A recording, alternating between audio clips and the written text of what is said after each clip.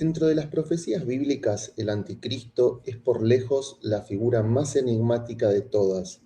En la Biblia solo es nombrado de manera directa por San Juan en sus epístolas e indirectamente por San Pablo bajo el nombre de Hijo de Perdición, el mismo apelativo que nuestro Señor Jesucristo utiliza para referirse al traidor Judas Iscariote.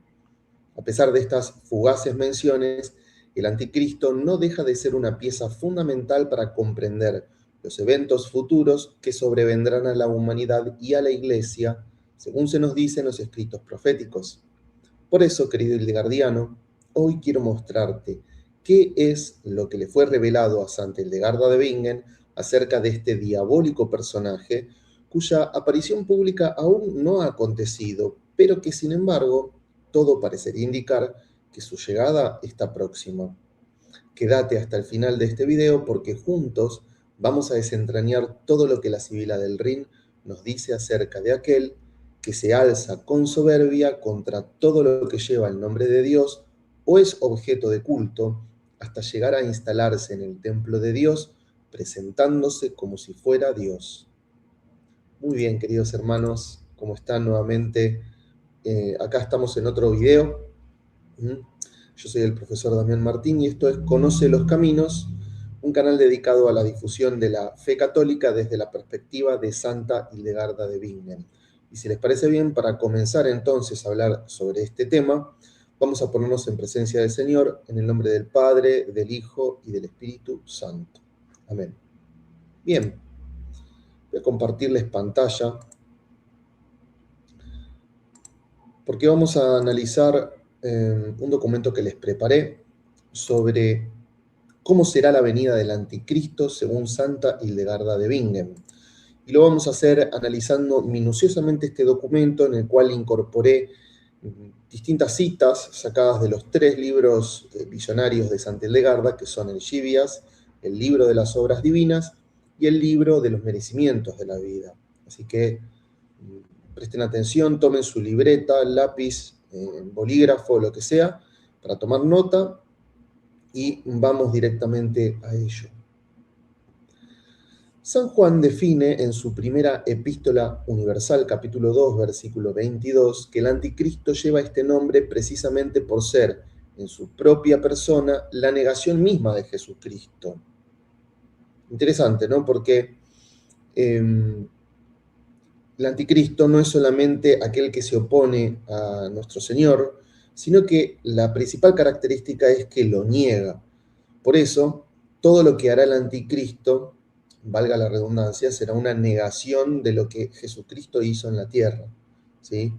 Entonces, si nuestro Señor obró milagros para demostrar la gloria de Dios Padre, el anticristo hará milagros, entre comillas, porque no serán tales, para mostrar su propia gloria, ¿sí? Entonces, mientras uno es humilde, el otro es soberbio, y así podríamos poner como frente a un espejo, en donde uno es una cosa y el otro es la negación, ¿sí? ¿Qué significa esto? Significa que con sus dichos y acciones negará toda la obra de nuestro Señor, pero además se denomina hombre de pecado, porque tal y como Santa Hildegarda nos dice, vamos a ir marcando ya desde este momento algunas cosas, realizará todos los males y porque todas las cosas le favorecerán. ¿Sí? Este punto a mí me llamó mucho la atención cuando lo leí por primera vez. Realizará todos los males. Uno cuando tiende a pensar en el pecado, a mí me pasa también, o cuando escucho una homilía, tendemos a conceptualizarlo. Tendemos a pensar en los vicios capitales, la lujuria, la soberbia, la vanidad, la pereza, siempre como aislados, siempre de manera abstracta, sin contenido, sin carne, digamos, ¿no? Pero si queremos tomar verdadera dimensión de quién es el anticristo, tenemos que pensarlo como el más pecador de todos, que realizará todos los males, todas esas cosas horrendas, ¿no? que se cometen a diario en esta tierra y en la medida en que nos vamos acercando a la parusía cada vez es peor, bueno, el anticristo cometerá todo esto, ¿sí? Porque todo le favorecerá, ¿sí? Porque de alguna manera tendrá permiso para hacerlo, para poder manifestarse. Y el demonio y los demonios lo asistirán constantemente. Entonces no habrá un no, no existirá el no para el anticristo. Y es llamado hijo de la perdición, ya que la muerte y la perdición lo dominarán. Muy, muy importante también es esto, ¿no? Es hijo de la perdición, porque así como el que nos da la salvación es Jesucristo, el que nos dará la perdición será el anticristo, en este juego de espejos del que hablábamos hace un momento, ¿no? Y así como Cristo es el camino, la verdad y la vida, que nos conduce al Padre, el anticristo nos va a conducir a la muerte, a la perdición y al padre de toda mentira, que es el demonio.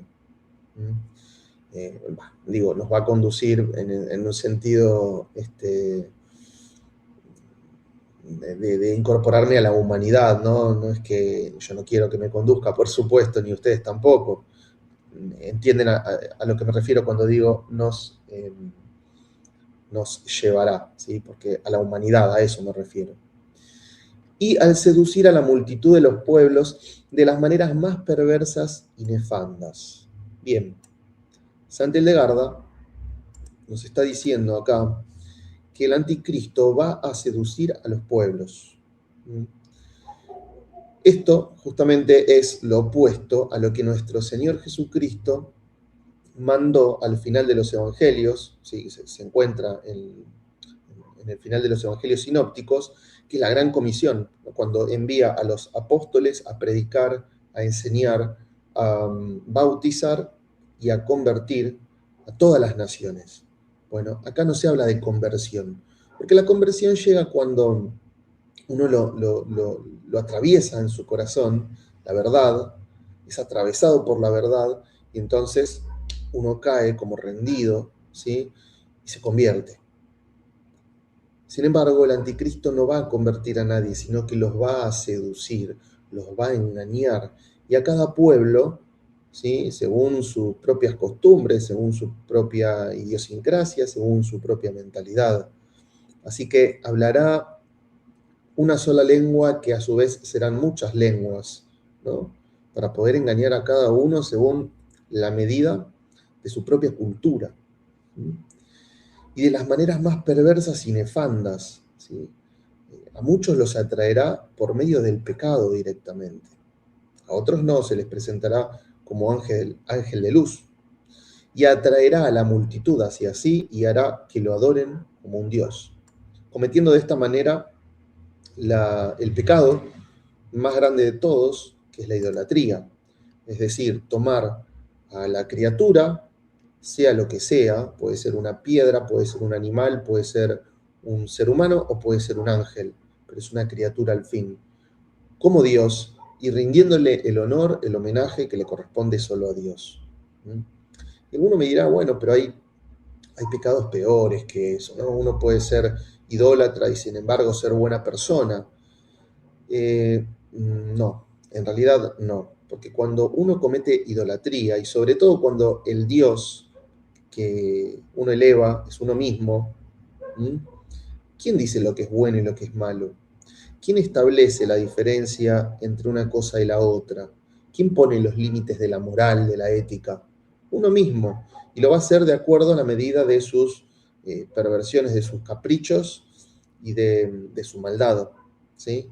Entonces, todo lo que realice será en función de esta idolatría, que lo ha pervertido primero y que luego lo conduce a obrar de esta manera. Así que el anticristo querrá conducirnos a todos hacia este pecado.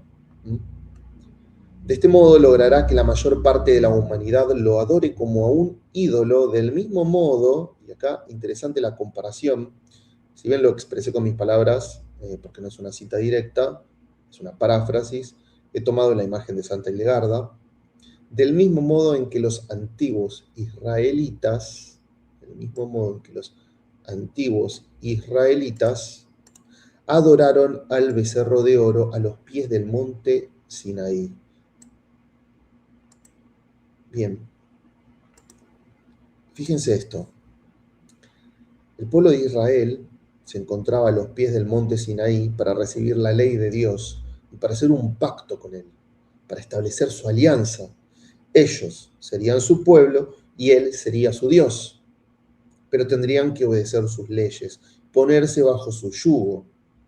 Y mientras Moisés estaba en la cima del monte, recibiendo de Dios todas estas cosas, el pueblo estaba en la base, en el pie de monte, cometiendo un acto de idolatría, de traición, adorando a un becerro de oro que ellos mismos mandaron a construir a Aarón, el hermano de Moisés, futuro sumo sacerdote.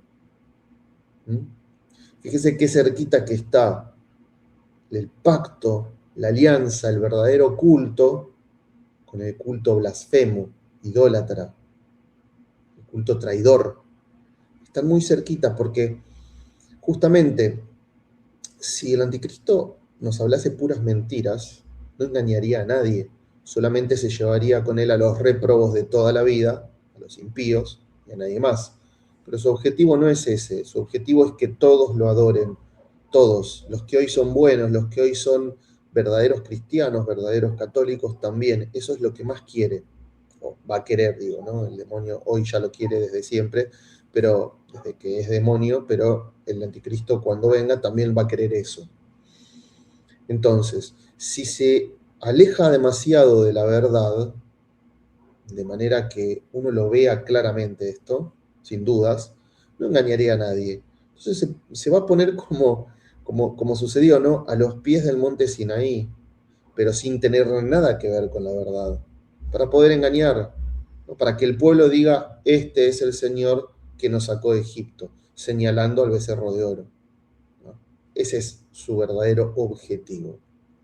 Y las multitudes le darán culto de latría. No. Culto de latría, el culto que solo le corresponde a Dios.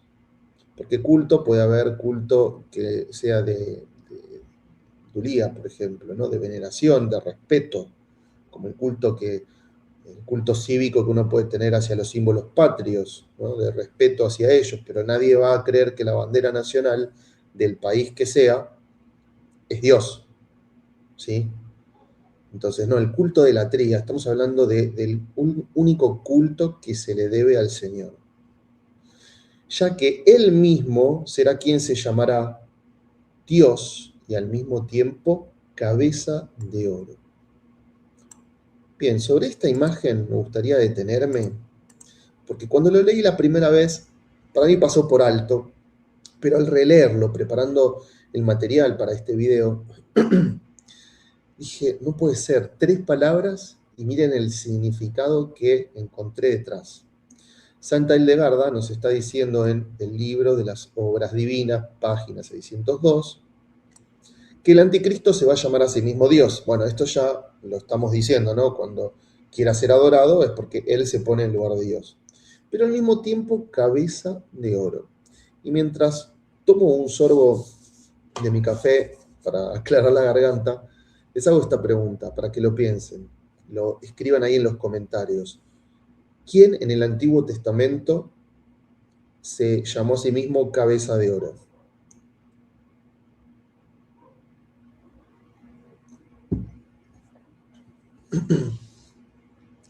¿Saben la respuesta?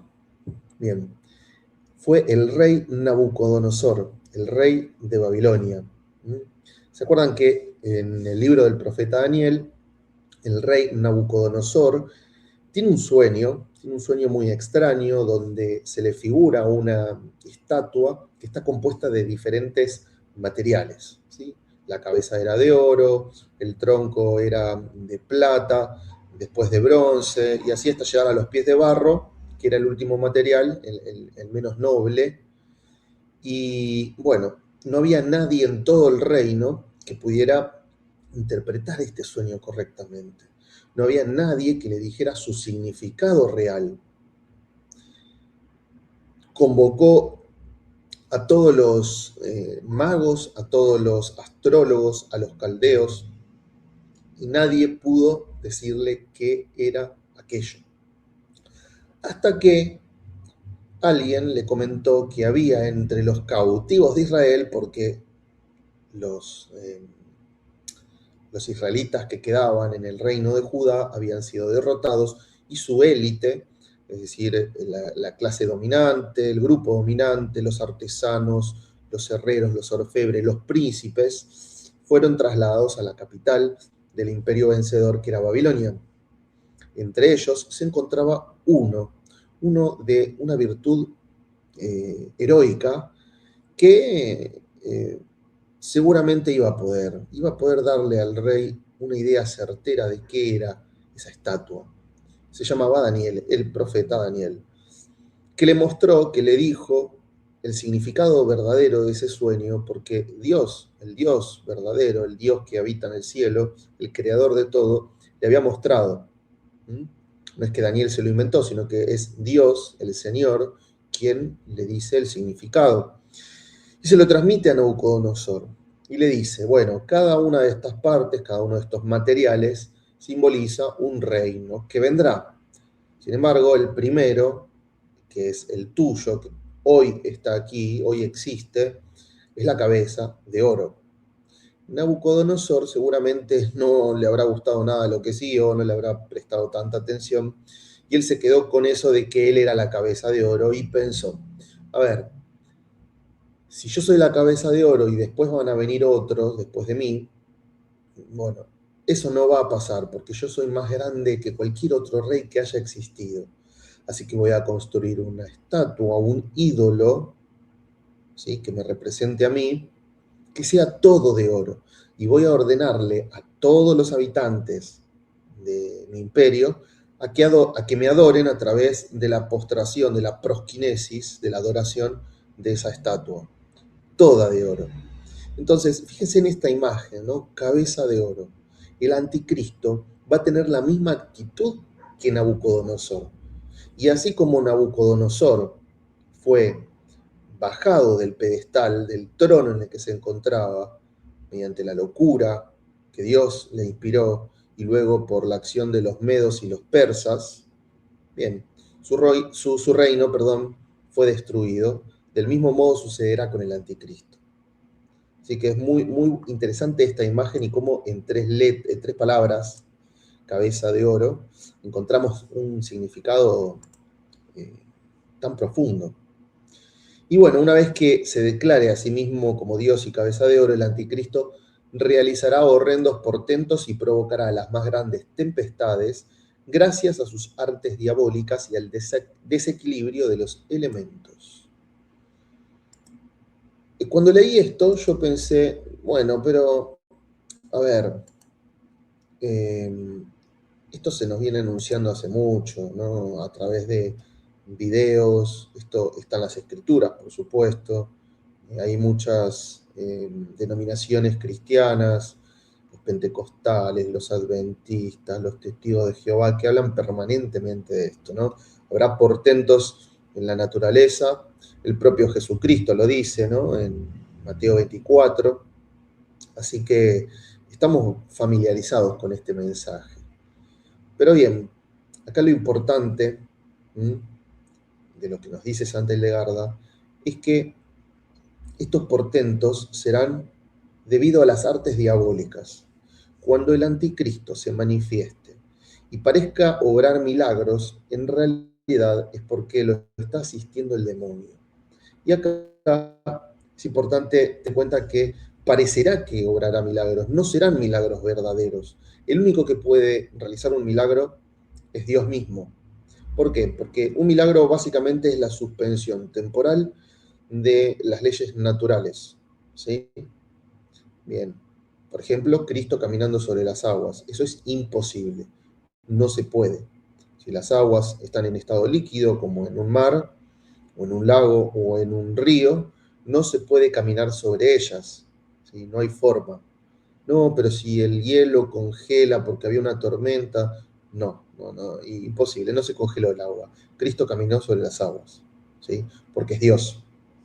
Bien, ahora, voy a poner este ejemplo. Hay una historia que se cuenta, una tradición muy conocida de los primeros tiempos, que relata cómo Simón el Mago se trasladó hasta Roma para continuar con sus engaños y combatir a los apóstoles, y empezó a predicar sus artes mágicas en esta ciudad, en la capital del imperio.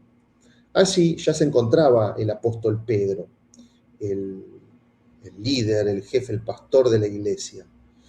Y entonces tuvo un combate espiritual con este Simón el Mago, al cual ya habían reprendido los apóstoles eh, en la tierra de Palestina, ¿sí? Cuando todavía la predicación estaba en un momento más incipiente, porque recuerden que Simón el Mago había querido comprar el Espíritu Santo, porque él quería engañar a la gente, quería hacer magia, y vio el poder enorme que tenían los apóstoles, que sanaban, que obraban milagros verdaderos, y él quiso ese poder también. Les dijo, dénmelo, por favor, como sea, ¿cuánto quieren? ¿Quieren dinero? Yo se los doy. Bueno, y por eso fue condenado, y al día de hoy se conoce como simonía al intento de cobrar, de vender los sacramentos, ¿sí? La fe. No se puede hacer eso. Es un pecado muy grande. Eh, entonces, Simón el Mago luego continuó con esta obra diabólica de querer engañar a las personas. Se encontró con San Pedro y cuenta esta historia que en un momento, para que la gente crea en estas mentiras, Simón el Mago empezó a levitar y empezó a volar por los aires, pero no a elevarse unos centímetros como a veces vemos en internet, no, no, no, a volar metros por encima de la cabeza de las personas. Y todos estaban maravillados. Y San Pedro, por medio de su oración y de su intercesión, logró que el cielo desenmascarase esto que estaba sucediendo. ¿Sí? Y todos vieron como en realidad no era que estaba volando, sino que los demonios lo sostenían de los brazos y lo movían entre el aire, por el aire, y parecía que estaba volando, pero en realidad no lo estaba haciendo. Bueno, esos son los milagros, entre comillas, que puede realizar el demonio. Es decir, no un dominio sobre los elementos, sobre la naturaleza, sino simplemente una manipulación. Pero a los ojos de cualquiera parece que es un milagro. A ver, hoy en día con la tecnología en su estado actual, tal y como está desarrollada, muchas de las cosas que suceden, no sé, por ejemplo, las coreografías de drones con luces en el cielo. Si eso lo hubiera visto una persona hace 100 años atrás, hubiera creído que era un portento, que era algo maravilloso. Sin embargo, hoy sabemos que es mediante drones, ¿sí? Que son artilugios tecnológicos, se puede hacer perfectamente. ¿Mm?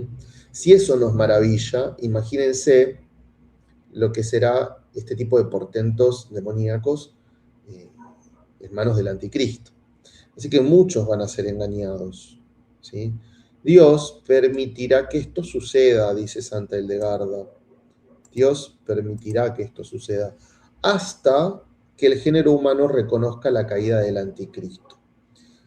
Esto es importante porque Dios va a permitir que el anticristo cometa estos portentos de que parezca que haga milagros. ¿Para qué? Con una finalidad, ¿qué? Para que la gente se engañe. No, Dios no quiere que la gente se engañe, sino para que después quede claro que esta figura era un mentiroso, que era el engañador, que era el anticristo. Porque cuando él parezca que es lo más grande que hay y que nada puede comparársele, después va a venir Dios y lo va a destruir. Y entonces quedará claro quién es el verdadero Dios. Esto ha pasado muchas veces en el Antiguo Testamento. Hay varios ejemplos. Por ejemplo, Moisés y Aarón frente a los sacerdotes del faraón. Dios permitió que los sacerdotes hiciesen milagros, convertir, por ejemplo, una vara en una serpiente, para que después, cuando viniesen las plagas, quedase muy en claro quién es el verdadero Dios, el único, el Dios viviente. Lo mismo pasó, por ejemplo, cuando el profeta Elías eh, tuvo ese duelo, esa especie de duelo con los sacerdotes de Baal, en la ocasión en que cayó fuego del cielo y consumió la ofrenda sobre el altar de Elías, el profeta. ¿Sí? Bien. Pero, ¿en qué momento de la historia viviremos el advenimiento de tan perverso personaje? ¿Cuándo se dará su aparición pública? Ciertamente el anticristo no puede ser una persona privada. ¿Mm? El anticristo no puede ser un sujeto más, un estafador más que anda dando vueltas por ahí, como la mayoría de los habitantes del mundo, sino que necesariamente deberá ser conocido y reconocido por todos. Y así como Cristo dice que en su segunda venida, en su segundo advenimiento, todo ojo le verá, nadie podrá decir que no lo vio. El anticristo, siendo su oponente y queriendo imitarlo, va a buscar la forma de hacer lo mismo, solo que por medios naturales, porque no tiene otra forma. Seguramente utilice la tecnología. ¿Mm? Hoy es muy fácil que un mensaje, que un video, se le muestre a la mayoría, sino a todos los habitantes del mundo. ¿Mm? Y si algo sucede, que todos se enteren de eso. ¿Mm? Entonces, deberá ser una figura pública, no puede ser privada el anticristo. Pero esto se producirá, según Santa Hildegarda, solo luego de que la Iglesia haya predicado el Evangelio hasta el último confín. Según Santa Hildegarda, esto va a suceder únicamente después de que el Evangelio se haya predicado a todas las naciones, justo en el último momento, ¿no? Esto es muy interesante porque no va en contradicción con lo que enseña la Iglesia, con lo que dicen las Escrituras. ¿Mm? Incluso este es requisito para que venga Cristo otra vez, la predicación del Evangelio. Entonces, citamos a Santa Hildegarda, la vocación del pueblo nuevo, es decir, de la Iglesia, cuando hablamos de pueblo nuevo, acá se está refiriendo a la Iglesia, manifestada por todo el orbe de la tierra en la proclamación del Evangelio y vigorizada por el mismo anuncio, padecerá fatiga y cansancio en muchas tribulaciones.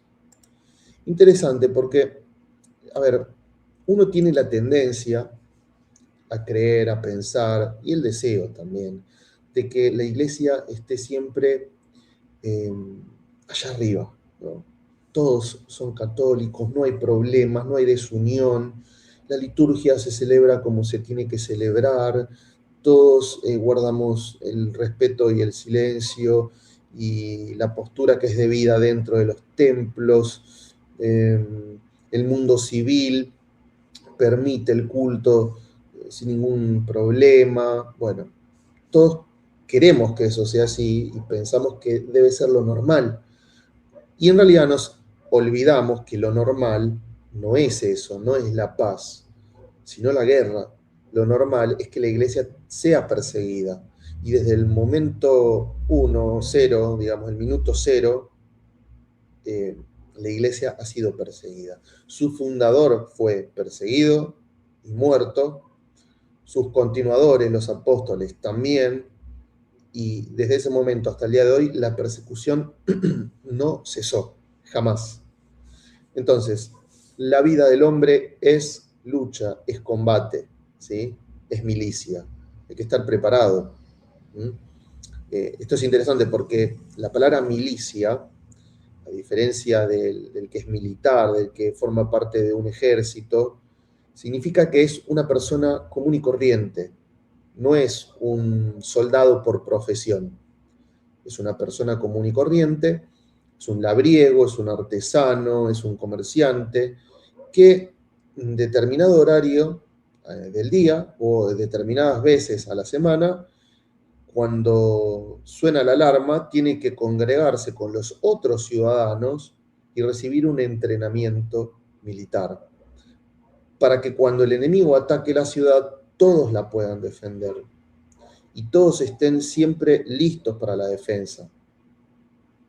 Esa es la milicia.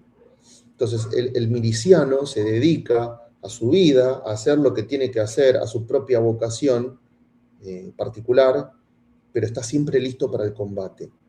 Bueno, ese es el estado normal, si se quiere, de la iglesia. No la paz, la tranquilidad. Eso será en la otra vida. Esa será la corona que recibiremos. Pero hoy es combate. Y va a llegar un momento, y esto está profetizado, no hay que olvidarlo, por el propio Señor, que la iglesia por este combate padecerá tal fatiga y cansancio en sus tribulaciones que parecerá que va a ser derrotada. Parecerá, sabemos que no, porque tenemos la promesa sobre la iglesia del propio Señor de que ni las puertas del infierno prevalecerán contra ella. Pero va a haber un momento en que va a parecer que sí, que las fuerzas demoníacas van a ganar, van a vencer. Entonces, en ese momento será cuando sus rodillas sean sacudidas por el anticristo. ¿Sí? Las rodillas de la iglesia van a ser sacudidas por el anticristo, quien va a aparecer a todas luces que estará ganando. Pero, al último momento, fortalecida en sus pantorrillas, no se derrumbará. Esta imagen nuevamente me retrotrae a otra imagen del Antiguo Testamento, y por eso es tan lindo y tan bueno conocer la historia de salvación. Yo soy un fanático de la historia de salvación, me encanta conocer las historias, los personajes, y bueno, en este canal vamos a ir hablando de ellos también poco a poco. Pero fíjense la imagen, la iglesia va a estar, va a caer de rodillas, va a parecer que ya le van a cortar la cabeza y va a perecer.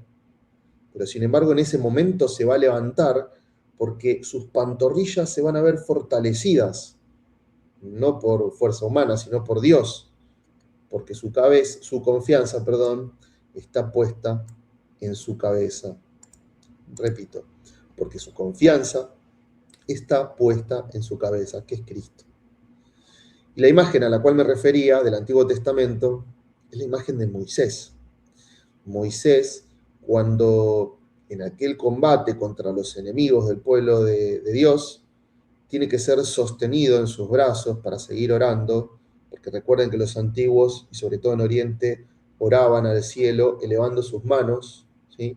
Así, que cuando él se cansaba y dejaba de orar levantando las manos y bajaba, ¿no? El pueblo perdía en el campo de batalla, el combate. Y entonces le ayudaban sus asistentes a levantar otra vez, porque él ya no tenía fuerzas humanamente.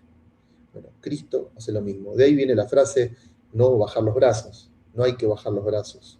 Bueno, entonces esa misma imagen, ¿no? Las pantorrillas, en vez de los brazos en este caso, Dios nos va a fortalecer las piernas de la iglesia para que cuando esté arrodillada y cuando parezca que le van a cortar la cabeza, se levante nuevamente y entonces pegue ese revés en la batalla y el anticristo sea derrotado.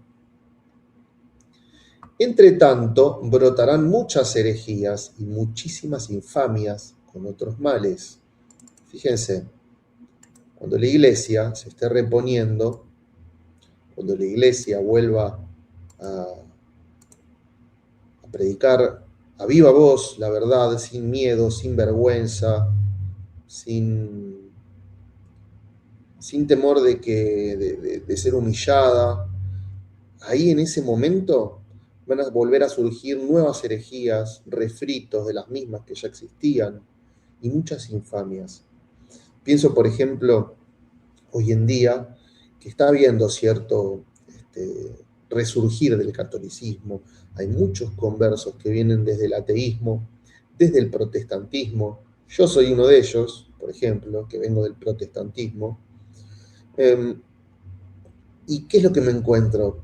Ahora estuvieron circulando en estas últimas semanas varios videos de pastores protestantes que sin decir que lo son, se revisten como si fueran sacerdotes, ponen un fondo con la pantalla verde, como si estuvieran en una parroquia, predicando en la homilía, y simulando ser un cura dicen, no, los evangélicos tienen la verdad, los protestantes, porque aquí nosotros los curas somos mentirosos y la Iglesia Católica es la gran ramera.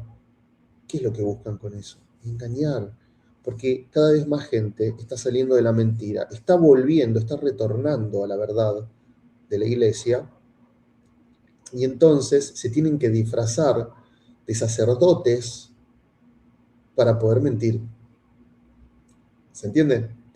Bueno, uno se da cuenta muy fácil porque no sé dónde comprarán esa ropa que se ponen, pero parece de chiste. Son disfraces de sacerdotes.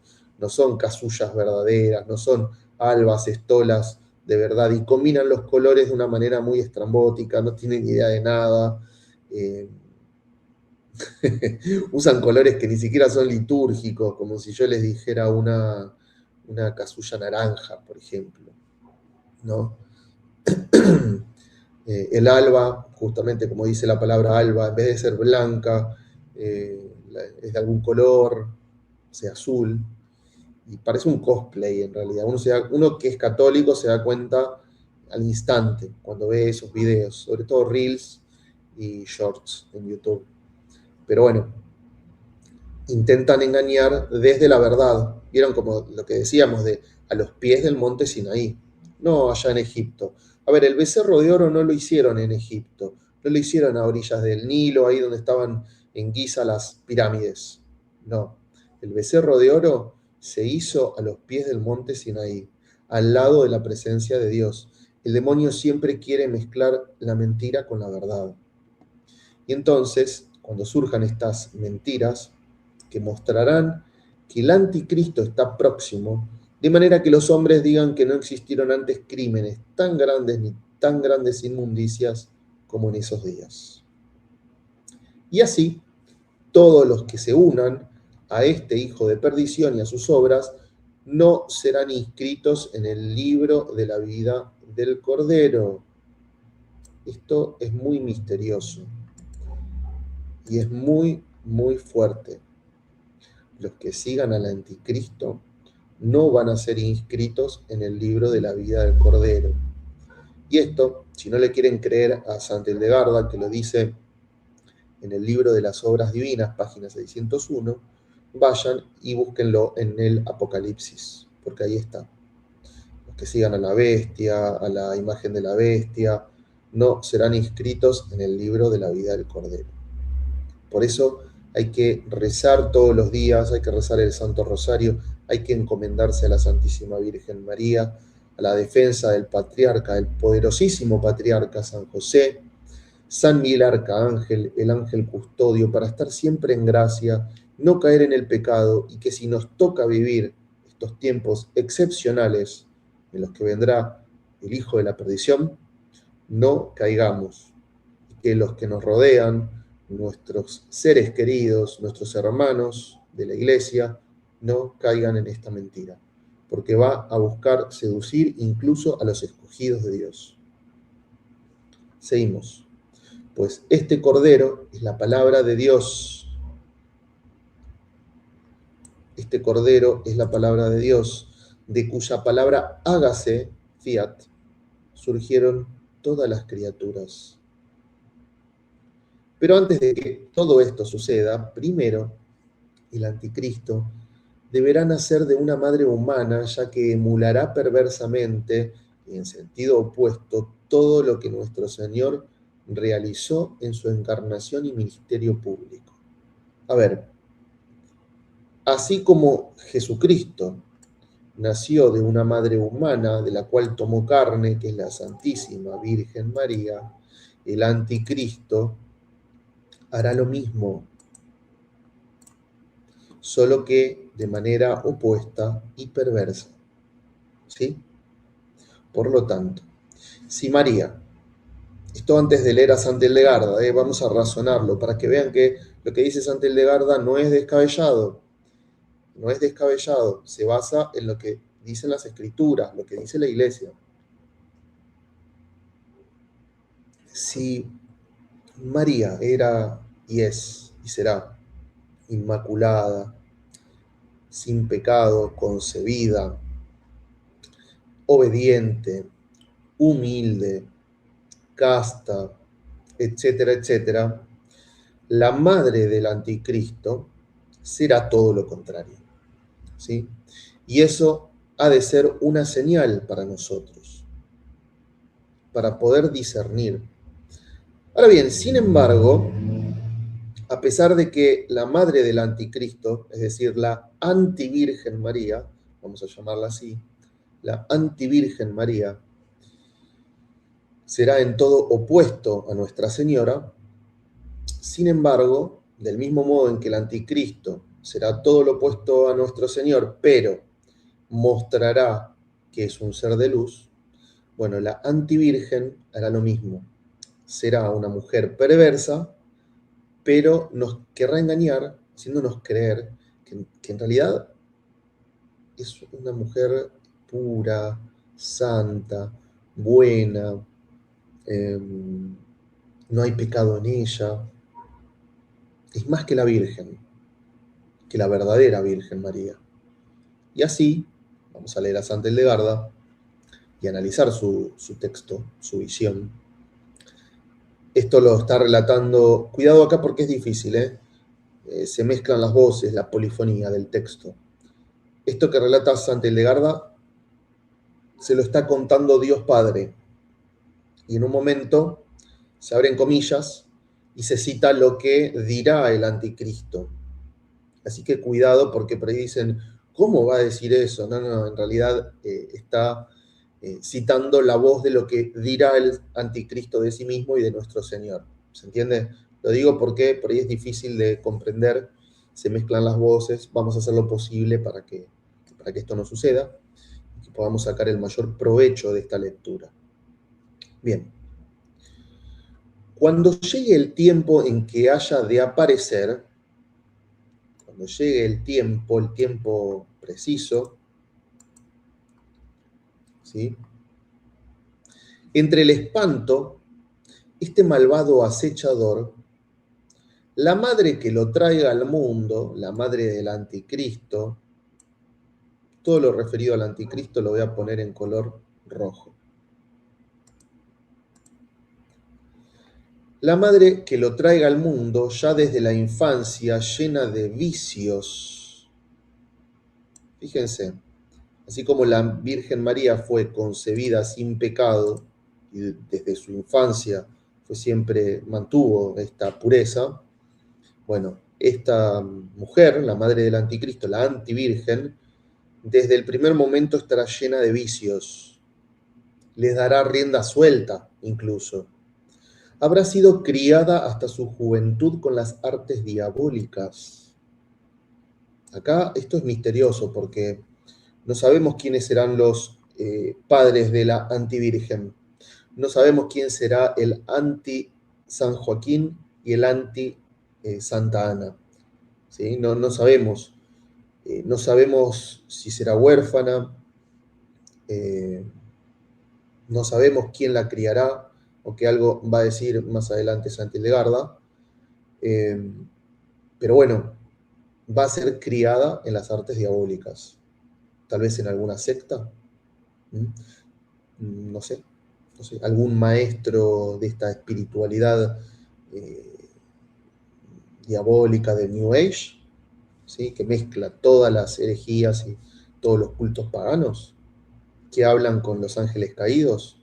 No lo sé, pero bueno, uno puede pensarlo también como no está afuera, no es equivocado pensarlo, para estar alerta. En los páramos de la abyección entre los más perversos hombres. Los más perversos hombres serán los que van a rodear a la antivirgen María. Sus padres no la conocerán. Voy a usar otro color para distinguir un poquito. A ver, sus padres no la conocerán. A ver, ¿qué quiere decir esto?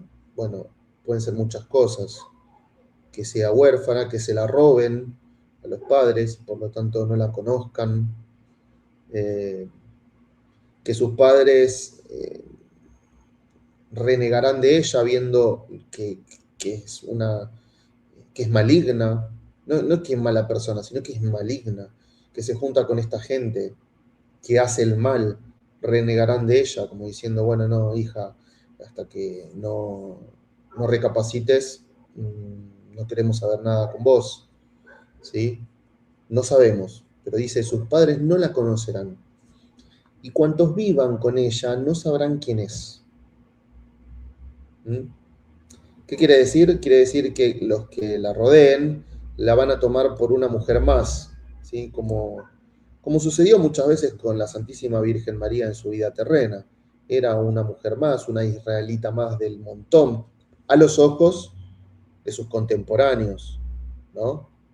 Eh, y de hecho, ella vivió su vida desde la humildad y desde el silencio.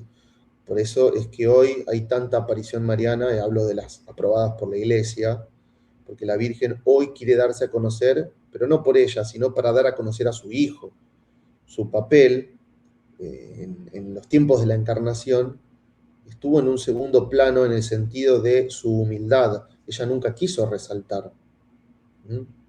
Y bueno, emulando perversamente a la Virgen, la antivirgen al principio no mostrará quién es realmente, porque el demonio la seducirá para que vaya donde él.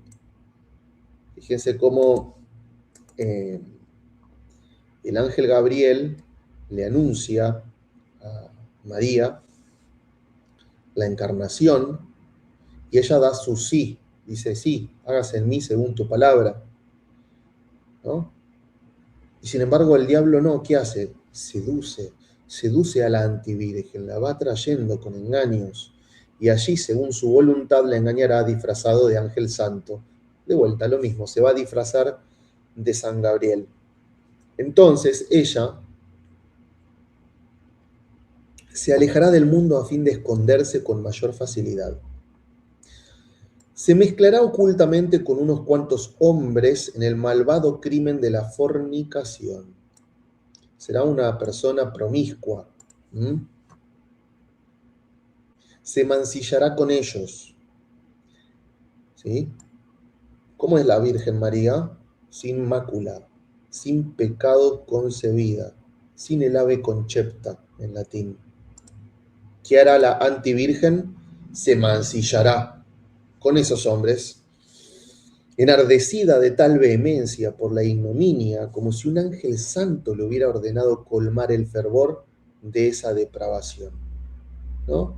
El ángel Gabriel, el verdadero, le anuncia a María la encarnación.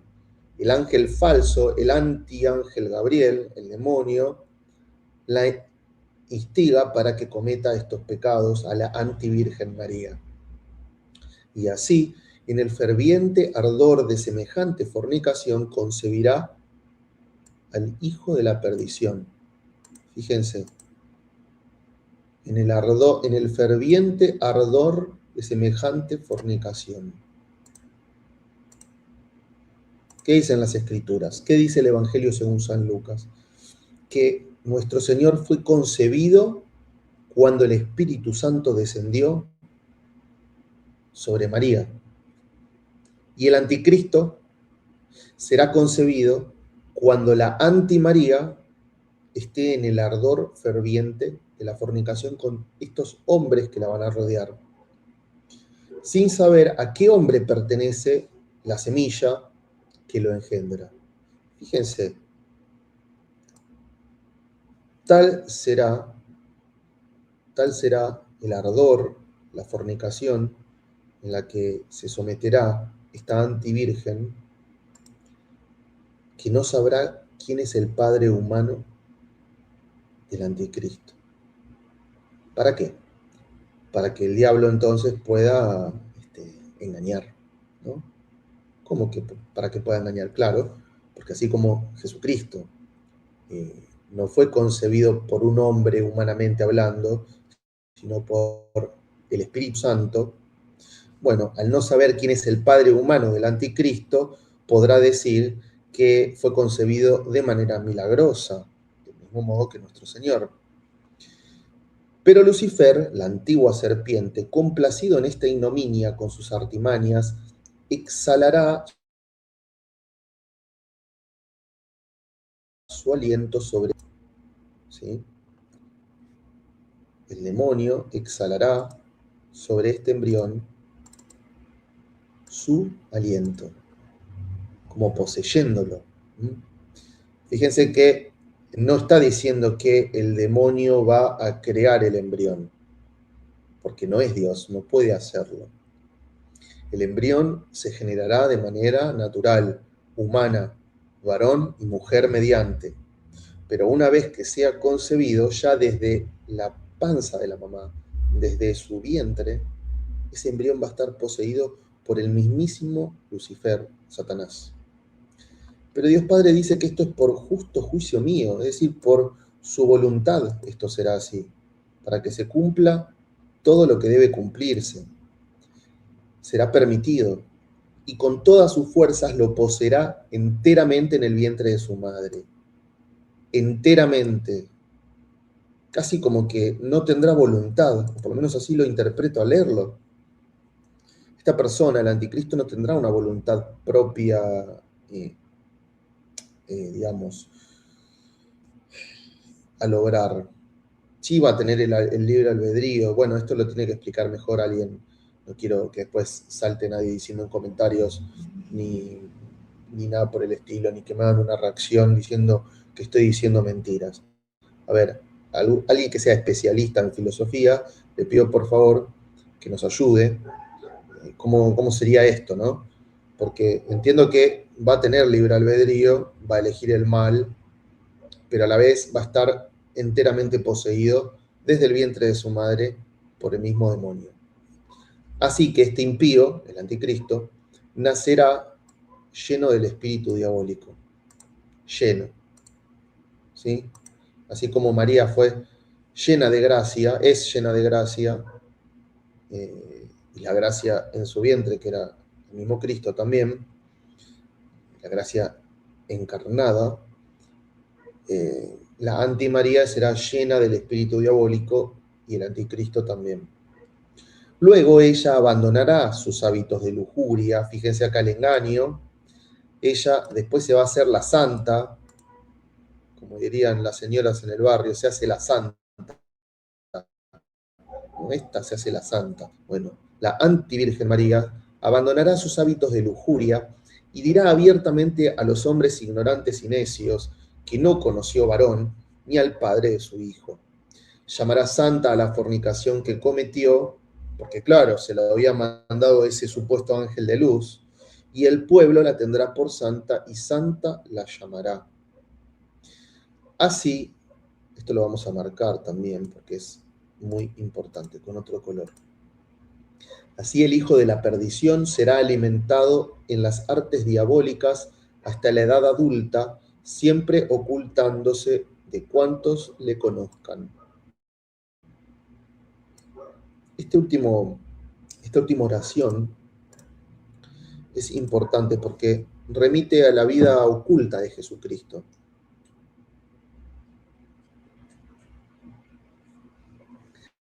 Cristo no es que de un día para el otro, a los 30 años, dijo, bueno, largo la carpintería y me pongo a predicar. Sí, bueno, visiblemente parecería que sí, pero toda su vida, fue una preparación para ese momento, para su ministerio, para sus tentaciones, para la cruz. Toda la vida del Señor estuvo atravesada por eso, por ese caminar junto a sus padres, dentro de su pueblo, en el contexto en que tuvo que estar, que quiso estar, que fue el del pueblo de Israel, celebrando la Pascua, las distintas fiestas en el templo, leyendo, estudiando en la sinagoga. Bueno, el hijo de la perdición hará lo mismo en sentido opuesto. Toda su vida oculta será para perfeccionarse, si es que se puede decir así, en las artes oscuras, hasta que le toque llegar a ese día en que deberá manifestarse al mundo. Todo esto lo pueden encontrar en el Shivias, acá va una C, Shivias, página 467 y 468.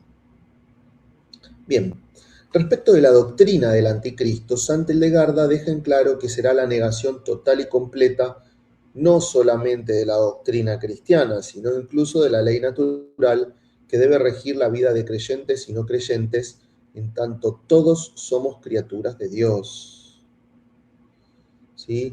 El anticristo, doctrinalmente hablando, no solamente va a negar la ley divina entregada a la iglesia, sino que incluso va a negar la ley natural. Y esto ya lo estamos viendo en nuestros tiempos.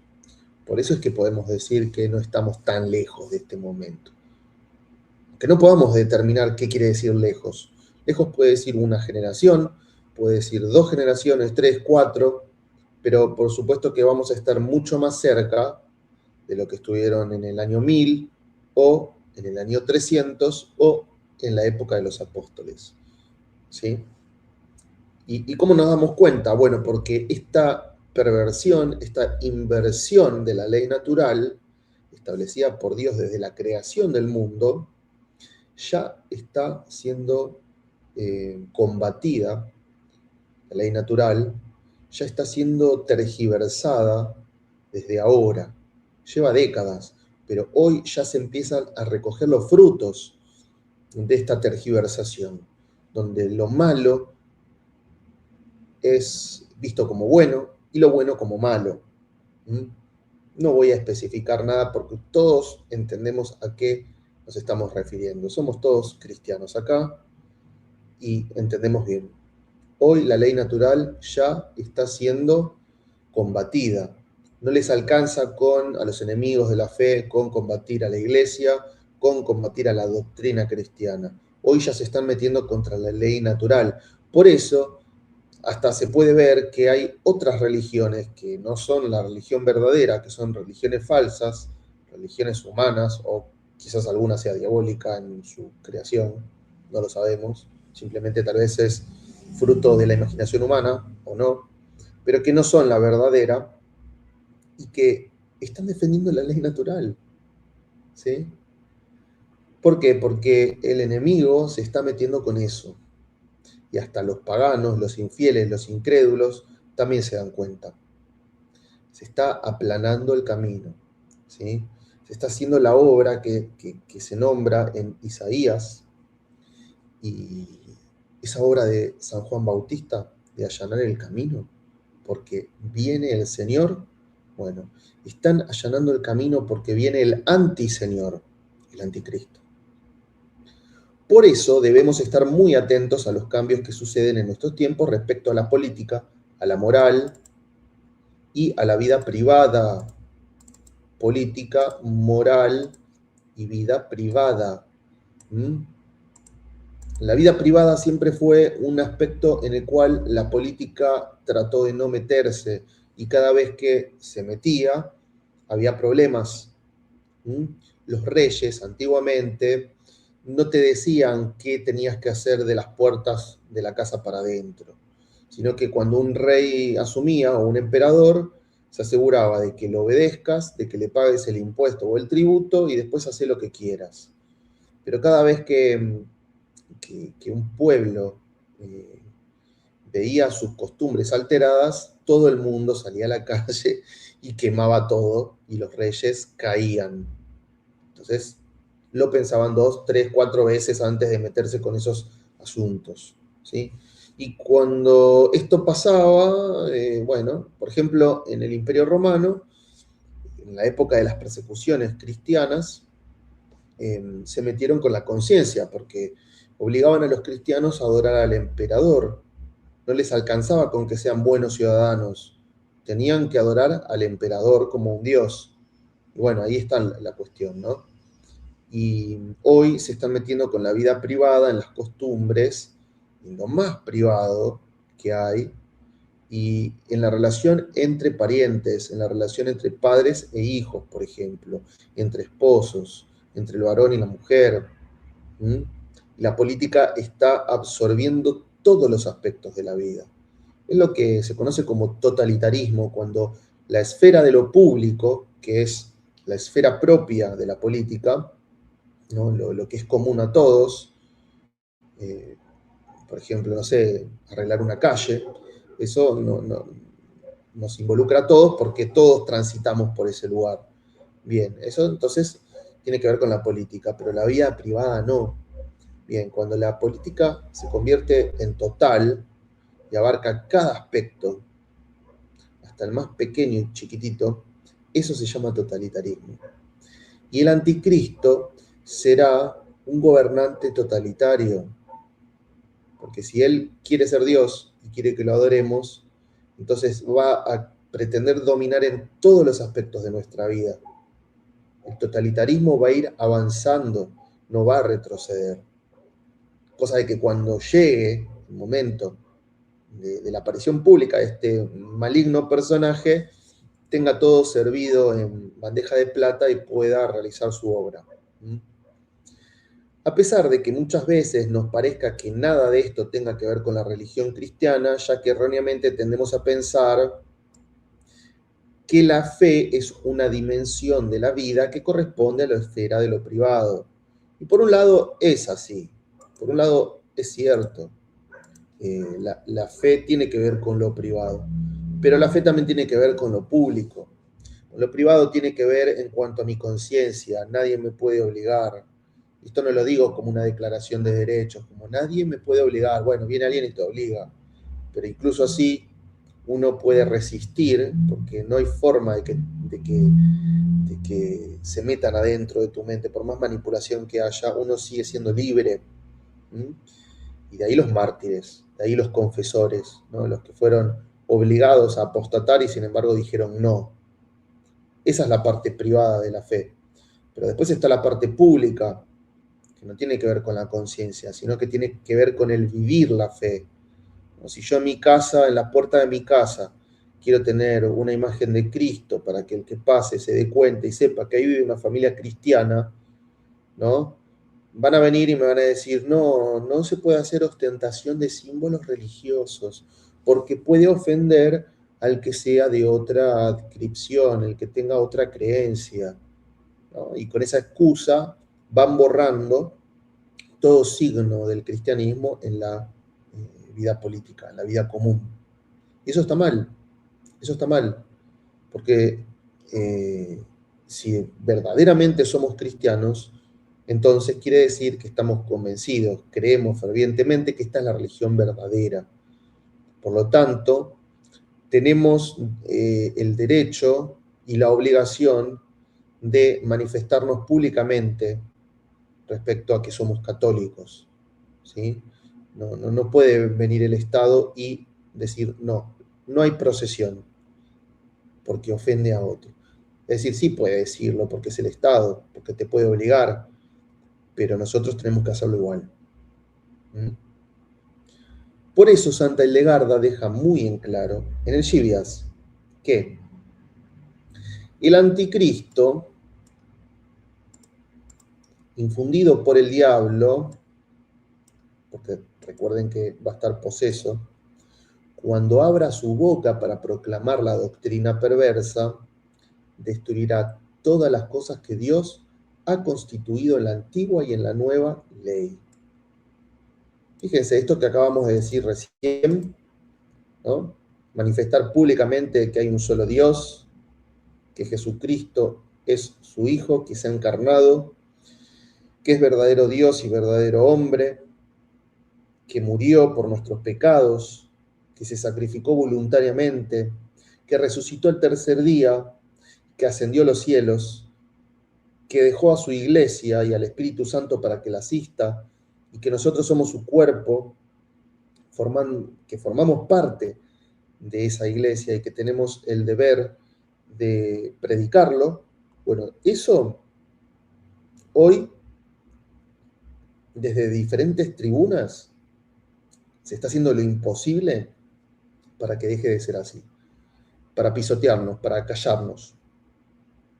Y eso es anticrístico. ¿Mm? no, bueno, mientras el otro no me moleste y yo no lo moleste al otro, entonces si yo tengo, por ejemplo, así, ¿ven? Miren, yo tengo un rosario y no, mejor me lo escondo, en vez de mostrar, me lo escondo porque así no ofendo al que está al lado que tiene otra fe, ¿no? Es protestante y le molestan los símbolos religiosos. Bien, eso es anticrístico, porque nos conduce a la negación de Dios. ¿Mm? Y prepara el camino de este personaje.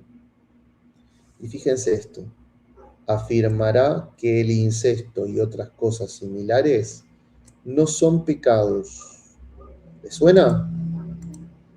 ¿Mm? Cualquier similitud con la realidad actual de hoy no es coincidencia. Dirá que no es pecado si la carne calienta la carne, como no lo es si el hombre se calienta por el fuego, afirmando que todos los preceptos de la castidad han sido elaborados por la ignorancia. ¿Es que Dios nos dio estos preceptos? No, es fruto de la ignorancia del hombre. Me recuerda mucho a los argumentos ateos, ¿no? La religión y sus reglas, sus normas, son fruto de la mente humana que se ha creado a Dios, el concepto de Dios. Bueno, el incesto, la prohibición del incesto, es una cuestión que el hombre se elaboró, pero seríamos más libres si dejamos esto de lado. Seríamos verdaderamente libres. Eso es lo que va a decir. Puesto que existiendo hombres cálidos y otros fríos, es preciso que se regulen respectivamente por el calor y el frío. Y nuevamente dirá a los fieles. Y acá cuidado porque lo que sigue es palabra del anticristo, aclaro. Vuestra ley de la continencia ha sido establecida contra natura.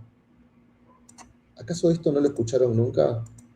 La continencia es imposible porque el ser humano tiene una naturaleza y es ir en contra de esa naturaleza el querer mantenerse casto. ¿Mm? ¿No lo escucharon nunca? Bueno, eso va a decir el anticristo. Y ya Santa Hildegarda, hace 1000 años atrás, nos lo decía.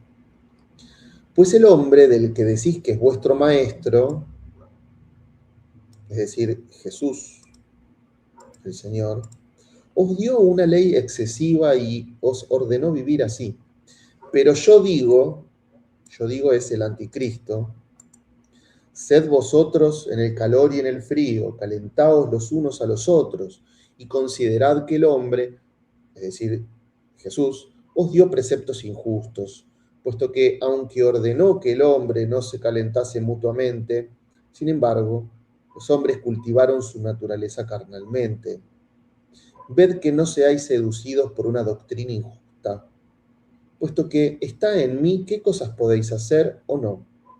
Y vuestro maestro, es decir, Jesús, quien quiso que vosotros fueseis como el Espíritu, que no ha sido cubierto por la carne y que no obra con ella, nos ofreció proposiciones correctas. No os ofreció, perdón, proposiciones correctas, como si la carne nacida de los hombres, bañada y formada por el fuego, no hubiese sido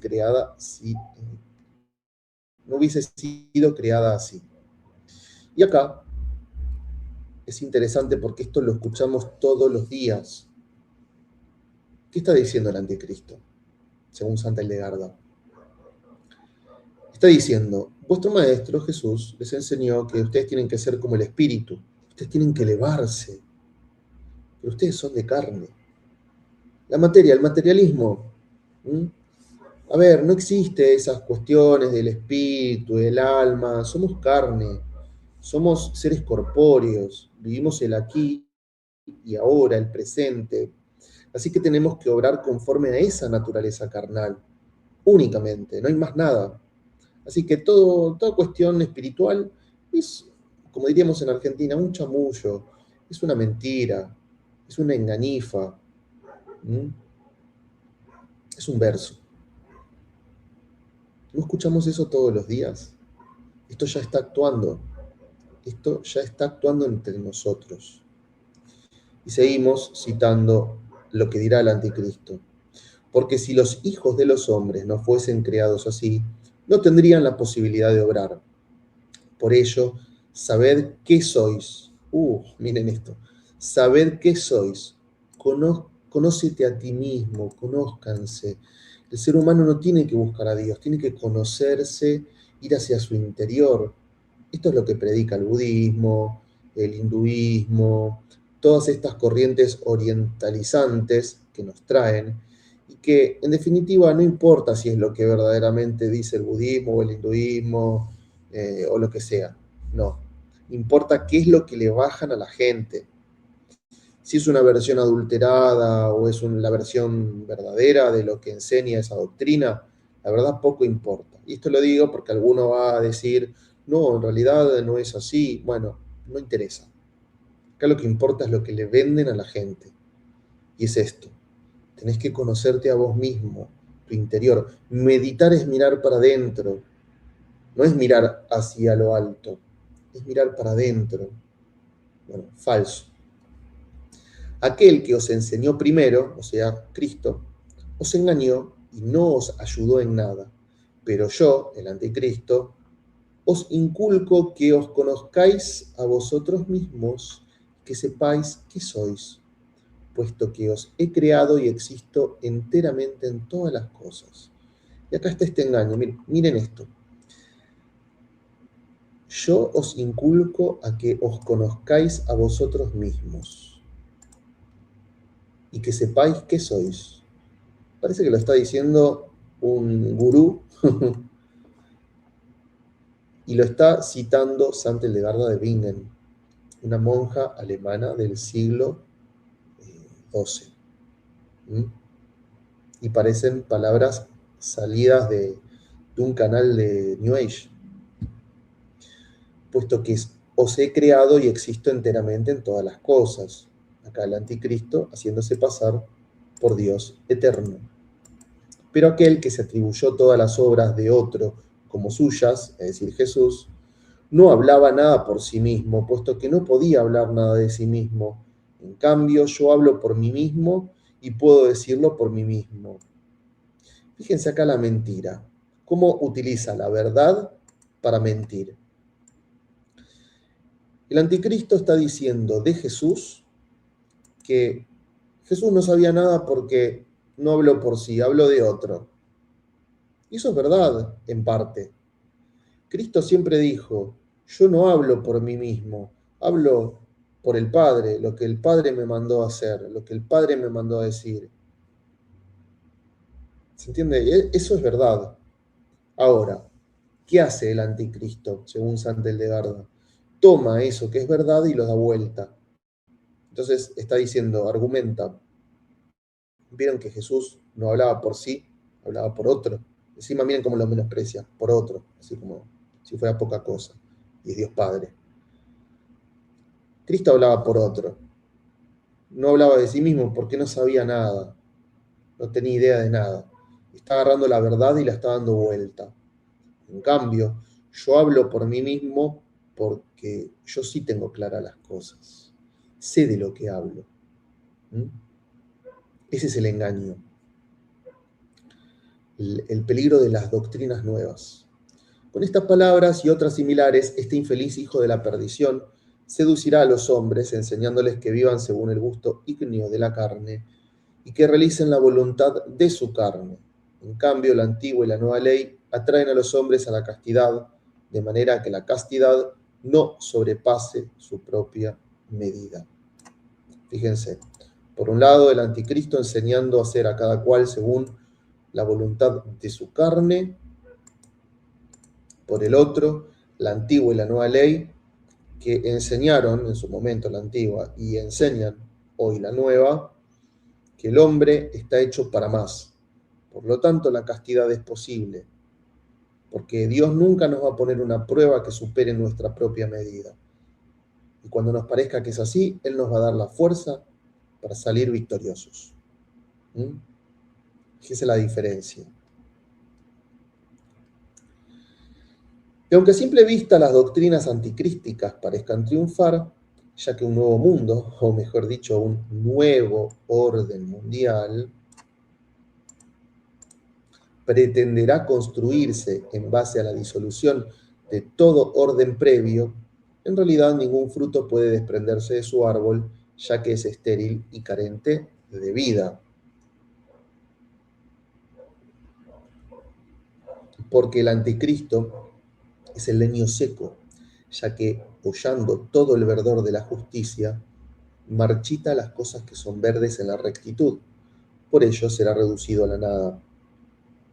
Pero de todas las negaciones que realice, la primordial y más evidente será la negación de nuestro Señor, puesto que rechazará el bautismo y el evangelio de mi Hijo, escarnecerá todos los preceptos confiados a la Iglesia. Y así el anticristo no solo traerá la paz y encantará a las gentes del mundo entero con sus juegos políticos y económicos, sino que también ejercerá su dominio sobre los elementos de la naturaleza. Bueno, esto ya lo habíamos nombrado,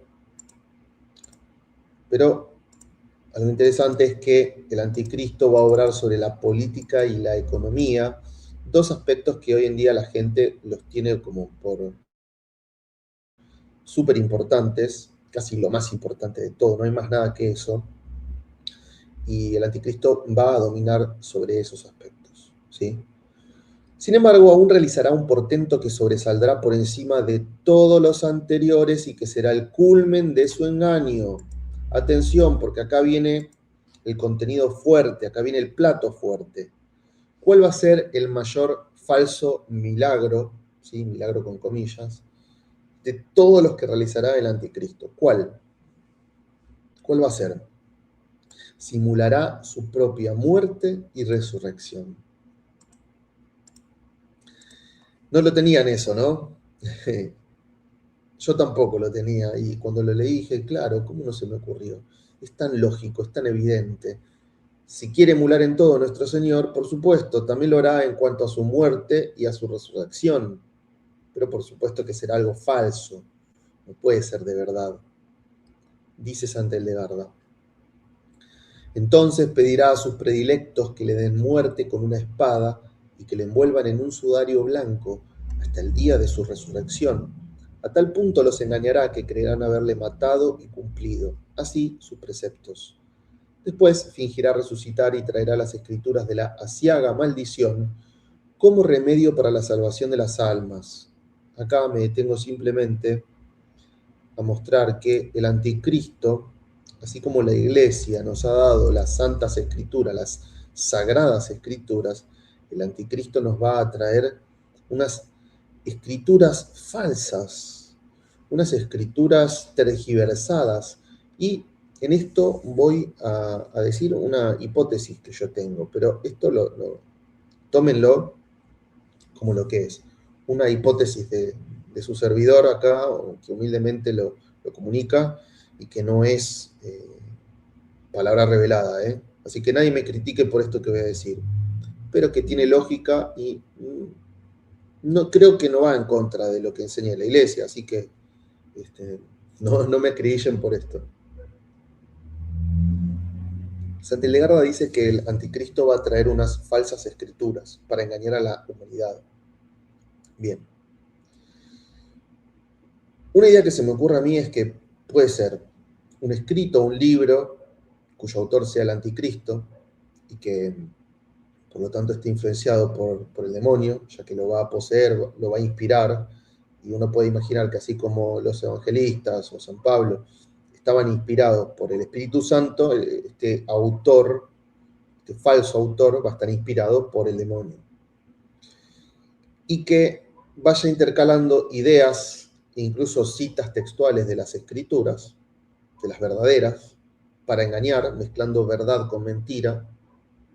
Pero también otra hipótesis que se me ocurre es que puede ser que estas falsas escrituras sean las sagradas escrituras, pero tergiversadas, malintencionadamente alteradas, adulteradas, ¿sí? Puede pasar que digan, se descubrieron los manuscritos de no sé dónde, y entonces determinados escritos apócrifos que se han encontrado gracias a la arqueología o debido a una traducción equivocada, se hagan pasar por estas escrituras del anticristo. Esto ya ha sucedido montones de veces. Piensen, por ejemplo, en el libro de Mormón, piensen, por ejemplo, en la traducción del Nuevo Mundo, que es la que utilizan los testigos de Jehová, a la cual le han metido mano y han cambiado cosas que no están en ninguna otra Biblia que se precie de tal, ¿m? Que todas las demás denominaciones cristianas desechan, ¿sí? Entonces puede ir por ahí, ¿eh? No sé, lo tiro como hipótesis. Dejen en los comentarios qué piensan ustedes y de paso, ya que está, suscríbanse y toda esa cuestión que ayudan al canal a que siga adelante. Difundan estos videos si les parecen interesantes. Y bueno, entonces, una vez que tenga estas escrituras, entregándoselas a los hombres a modo de señal, fíjense, las religiones más importantes, más numerosas, el cristianismo, el islam y el judaísmo, las tres monoteístas, tienen sus propias escrituras, bueno, el anticristo también. Así que a modo de señal, acá hay una nueva religión, tiene también su libro sagrado. Les mandará que le adoren. Y si algún fiel, por amor de mi nombre, se negara a hacerlo, el impío le aniquilará entre los crueles dolores de los tormentos. Así que el más grande estupor, de admiración y de incertidumbre sobrecogerá a cuantos vean y escuchen todo esto. Así, dado por muerto con el engaño de su falsa llaga, reaparecerá luego simulando revivir del sueño de la muerte. Es decir, si va a simular su resurrección, quiere decir que cuando sea dado por muerto con el engaño de su falsa llaga, de su falsa herida, en realidad no es que va a morir, porque el anticristo no puede resucitar. El demonio no puede resucitar a nadie, porque no tiene poder sobre la vida y sobre la muerte. ¿Mm? Recuerden el santo, el justo Job. Dios le dice a Satanás, podés probarlo, en su cuerpo incluso. No solamente en las cosas de la vida, en su cuerpo, en su salud, pero no le toques su vida. Eso a vos no te pertenece, es mía. Su vida es mía. Y no le dio permiso, y por más enfermedades, dolor, pesadumbre que padeció el justo Job, nunca el demonio pudo matarlo, porque Dios no se lo permitió. ¿Mm? Él no tiene permiso, no tiene poder alguno sobre la vida y sobre la muerte, y por lo tanto el anticristo tampoco. Entonces la muerte va a ser simulada, como también su resurrección. Entonces todos los hombres de la tierra sentirán un admirable, terrible estupor ante el espanto de este maldito. Igual que el pueblo se maravilló del tamaño y la fuerza de Goliat al verlo frente a sí armado para la guerra. Cuando este impío haya cumplido enteramente la voluntad del demonio, cuando por justo juicio de Dios ya no le sea permitido, por justo juicio de Dios, es decir, el anticristo no tiene ningún verdadero poder, lo que haga será por permiso divino, cuando ya no le sea permitido por más tiempo tan inmenso poder de iniquidad y crueldad, cuando se vea acorralado, congregará a toda su cohorte y dirá a sus fieles que quiere subir a los cielos. Es decir, cuando se vea en las últimas, se va a jugar su última carta. ¿Mm? Bueno, ya está. Se va a sacar la careta y va a intentar lo último. Asaltemos los cielos. Súbanme en realidad, al lugar de Dios. Lo mismo que quiso hacer Lucifer al convertirse en Satanás, en el demonio, en el diablo. Pero así como el demonio no supo que el Hijo de Dios nacería para redimir a las almas, tampoco entonces este adversario sabrá, al envolverse en el mortífero mal de todos los males, que el poderosísimo golpe de la mano de Dios caerá sobre él.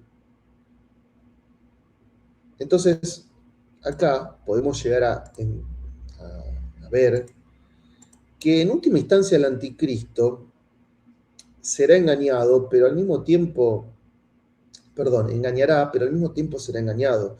Al mismo tiempo, él se creerá de verdad que es Dios. Él se creerá de verdad que él es el Cristo. ¿Mm? Él creerá de verdad que está siendo inspirado por un ángel de luz. En ese momento, Dios lo aniquilará, lo abatirá con su poderoso golpe y mostrará la verdad de todas estas cosas. Solo entonces el poder de nuestro Señor Jesucristo en su gloriosa y majestuosa venida lo abatirá y derrotará para siempre. Cuando el poder de Dios se manifieste, abatirá al hijo de la perdición con tal fuerza de su cólera que caerá de la soberbia por la que se ensalzó contra el Señor en el gran precipicio de su presunción, y allí, exánime, vomitará el último aliento de su vida en la muerte de la condena eterna. Pues, así como las tentaciones de mi hijo terminaron cuando él mismo, al oír las seducciones del demonio, le dijo, vete, Satanás, y éste huyó aterrado, esta ira mía acabará con las tentaciones del impío a la iglesia. Y entonces, queridos hildegardianos, para, para terminar ya este video, quedémonos con esta última imagen. El anticristo será finalmente derrotado para siempre por la poderosa mano de Dios. Es decir, humanamente nosotros no tenemos nada que hacer, no lo vamos a poder combatir y ganarle. Por eso es muy importante que oremos todo el tiempo, de manera constante, que estemos en gracia, que nos confesemos y que en nuestra propia vida no le permitamos vencer ni al demonio ni al anticristo si nos toca vivir aquellos tiempos. ¿Mm? Y lo digo como conclusión de este video porque hoy en día yo creo que fruto de las redes sociales hay una gran tentación y es la de creer que nosotros podemos hacer algo y no podemos hacer nada. El único que puede hacer es Dios. Si nosotros nos sometemos a la voluntad divina, nos ajustamos a ella y nos sumamos a ella, entonces sí vamos a poder triunfar. Pero por nosotros mismos no. ¿Sí? Así que bueno, queridos hildegardianos, espero que les haya gustado y servido todo este material que les presenté acerca de lo que Santa Hildegarda nos cuenta en sus libros visionarios sobre la aparición y venida del anticristo y su derrota. Así que me despido de ustedes, nos vemos en el próximo video. Hasta pronto.